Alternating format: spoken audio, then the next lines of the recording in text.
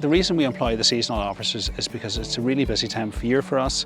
We have what's called a salmon window, which begins in June, normally runs until the end of September. With the existing cohort staff that we have, we simply don't have enough people on the ground.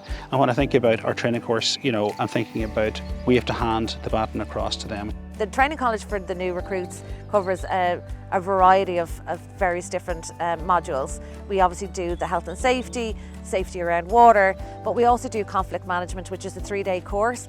We also then cover the legislation, which is obviously very important because our new officers are warranted officers of the state. Not only is it important to obviously make sure that people have the right training to carry out their seasonal work, we also invest heavily because a lot of times what we find is people will either get a permanent job at the end of the season or they'll come back and do a season or two. So in other words, if you come in and this is a job for you, then a lot of times what you'll find is people will actually stay on, they'll apply for a permanent job when it comes up in their area. It's a challenging time. A lot of our species are under significant pressure environmentally, ecologically.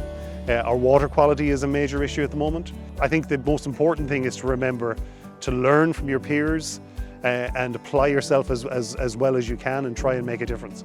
Well, what I've learned myself working in IFI is that you can't underestimate what you get from your colleagues and the knowledge that's there with your colleagues. There's a lot of help there available, there's a lot of knowledge around the country, and I absolutely love it because I think I've got a good geographical knowledge of Ireland because I've worked around it, but also I've worked in different parts of the country at different jobs as well, so I've got a good all-rounded experience.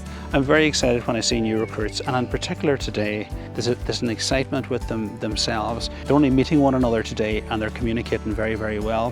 When I just see people that have spent 20, 25 years in a particular career and they're prepared to give that up and try something completely different, focused on the environment, the environmental call, the challenge that faces us, that really, I'm very inspired by them today.